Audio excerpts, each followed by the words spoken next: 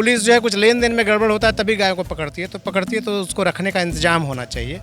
लेकिन खानापूर्ति के लिए जब्त करने के बाद जब जगह नहीं मिला तो ये रामकृष्ण गौशाला है जहां आप खड़े हैं।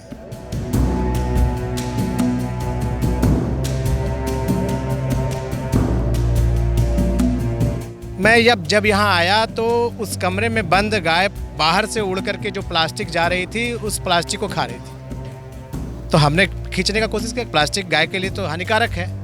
गाय चिल्लाने लगी।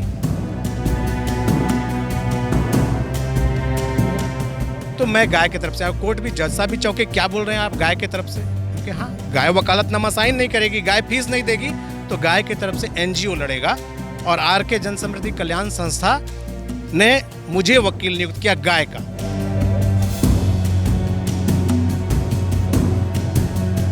और अंततः उन्होंने कहा कि मैं कैसे करूं, आज तक कभी किसी ने नहीं किया है। मैंने कहा कानून में यदि प्रावधान है तो आप गाय को मुक्त कर दीजिए, वो आपकी बंदी है।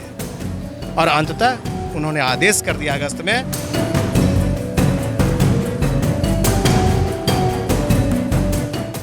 नमस्कार, लाइव सिटीज देख रहे हैं आप और मैं आपके साथ राजेश। गाय के नाम पर राजनीति तो खूब होती है, गौ सेवा की बातें कही जाती है, लेकिन गायों को मिलता क्या है, गायों को क्या मिलता है, इसको दिखाने के लिए हम इस वक्त मौजूद हैं जमुई के रामकृष्ण गौशाला में। बड़े उम्मीदों के साथ इस गौशाला की स्थापना गिद्धौर के महाराज ने करवाई थी। तब 8 एकड़ ज़मीन इस गौशाला के नाम पर दिया गया था और आज ये ज़मीन किस हाल में सिमट गया, कैसे सिमट गया और यहाँ पर रह रही गायें किस बदहाली में रह रही हैं, ये आप नज़ारा देख सकते हैं। बड़ी बात ये है कि यहाँ चूँकि जमुई झारखंड और बंगाल से सटा सीमावर्ती क्षेत्र है और इस होकर जो तस्करी के लिए वाहनों से गायें ले जाई जाती हैं वो कई बार जब्त भी होती हैं, जिनकी संख्या कई दर्जन या सैकड़ों में होती है।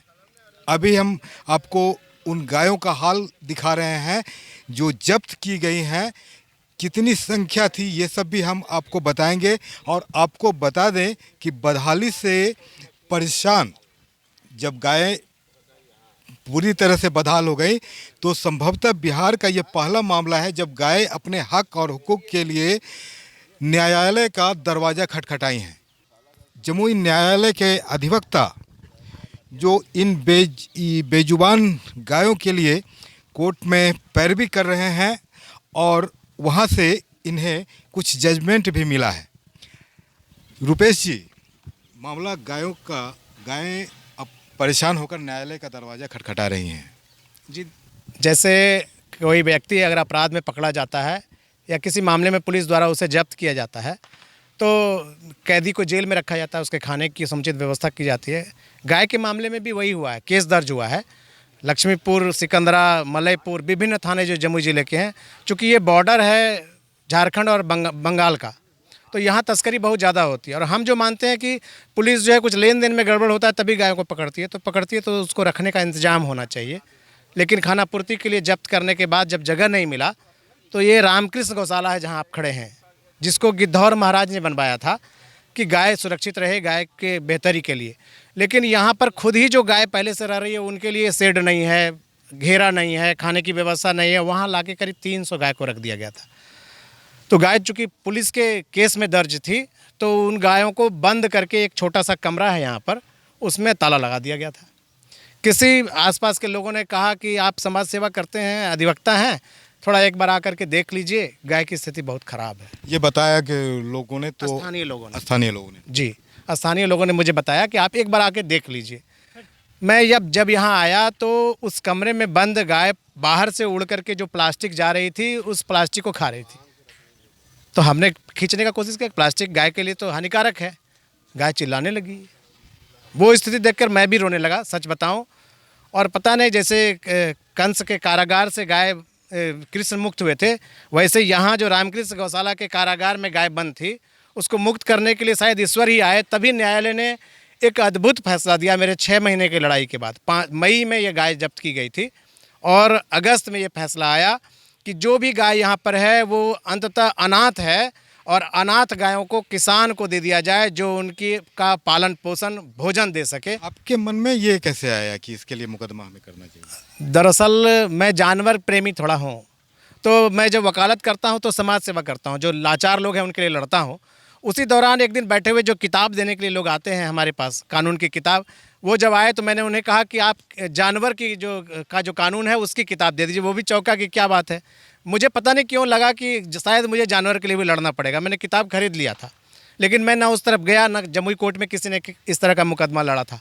लेकिन जब गाय को यहाँ पर खोलने की व्यवस्था हुई और जब चंदा मांग करके इसकी घेराबंदी हुई और खाने वाने का जो कटुआ वगैरह लाया जाने लगा, तो 5 महीना में सारे की हिम्मत जवाब दी गई और लगभग 60 के करीब गाय बैल तड़प तड़प के दर्दनाक मौत मरे हैं, यहाँ भूख से तड़प के। ये डॉक्टर की रिपोर्ट है, ये हमारी रिपोर्ट नहीं। जो यहाँ के सचिव हैं राजू भालोटिया, जो अरबपति हैं इस वक्त, जमुई के सारे निर्माण में ठेकेदारी में उनका हिस्सा है, लेकिन उनके मन में कोई संवेदना नहीं थी और उन्होंने विश्वास खो दिया था जमुई के लोगों का।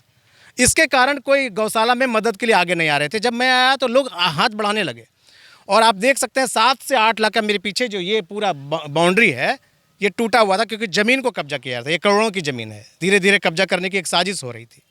तो उस साजिश के दौरान हम लोगों ने चंदा करके इसको घेरा दिलवा दिया। जब घेरा दिलवाया तो कमरे में जो बंद थी, मर रही थी तड़प के गाय, उन गायों को कम से कम घूमने के लिए जगह मिल गया। गेट लगाया, कुछ डॉक्टर, कुछ यहाँ के स्कूल के संचालक, उन लोगों ने दिया। तो जो खाना मांग करके लाया जाता, 1.5 से 2 लाख रुपए का खाना यहाँ पे खर्च होता है। 300 गाय को खिलाना है, तब भी आधे पेट गाय खाती थी।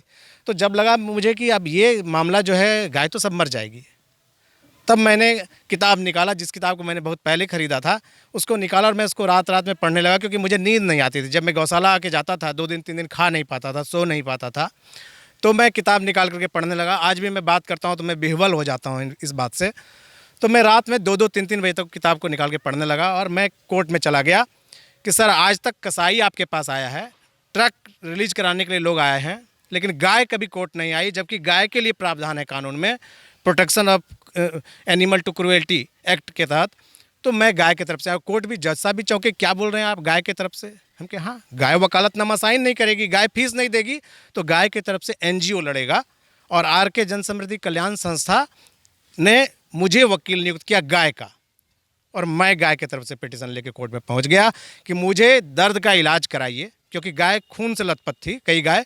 मुझे भोजन दीजिए, मुझे पानी दीजिए। ये पानी नहीं था, पानी के बिना भी गाय मरी है, खाना के बिना भी गाय मरी। ये जो नाद देख रहे हैं पानी का, ये बाद में बना है, लोगों के चंदे से ये नाद बना है। कई दिन तक लोग बच्चे आकर के पानी भरते थे, और नहीं तो 250-300 गाय, अभी तो 100 के करीब गाय छोड़ा गया है, तब इतनी गाय आपको देखने के लिए मिल रही है।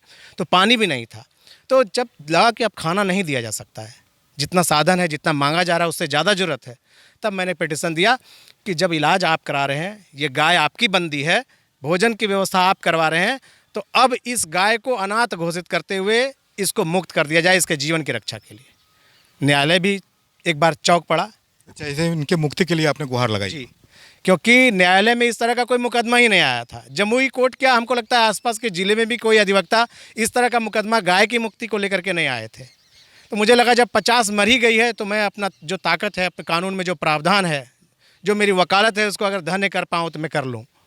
तो मैंने आवेदन दिया। करीब 2-3 महीने तक लगातार जज साहब ने कहा कि आप रोज़ बहस के लिए आइए इस केस में।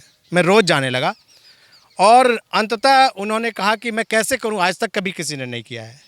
मैंने कहा कानून में यदि प्रावधान है तो आप गाय को मुक्त कर दीजिए, वो आपकी बंदी है। और अंततः उन्होंने आदेश कर दिया अगस्त में कि ये सिकंदरा थाने की जो गाय है, 117 गाय थी, उसमें से 35 मरी।